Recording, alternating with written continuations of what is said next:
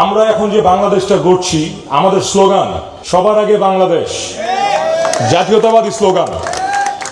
এখানে কোনো হিন্দু মুসলিম কোনো ধর্ম কোনো কিছু থাকবে না। আমি যেমন আন্তর্জাতিক বিশ্বে পড়াশোনা করছি, আমার চ্যাম্পিয়নশিপ আছে। আমাকে যদি কোরআনের কথা বলতে বলা হয়, কোরআনের অনেক সূরা আমি আপনাকে তেলাওয়াত করে না দেখে শুনাইতে পারবো।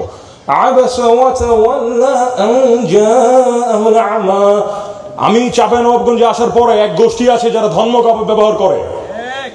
আমার ধর্মের প্রত্যেকটা এলম, প্রত্যেকটা ফাইবার দিয়ে আমি ওদেরকে আসার আগেই আন্তর্জাতিক বিশ্ব থেকে চ্যালেঞ্জ করেছিলাম। আমি যখন ছোট ছিলাম, হিন্দু সম্প্রদায়ের মা বোনেরা ওনাদের বানানো হাতের বানানো লাড়ু, নারিকেলের মিষ্টি পিঠা খেয়ে মানুষ হয়েছে। ওনারা তখন আমাকে দিলের থেকে ভালোবেসেছিলেন, আমার সাথে রাজনীতি করে নাই। আজকে রুবাইয়া তিন হারুন রাফি এখন সে বাচ্চা শিশু না।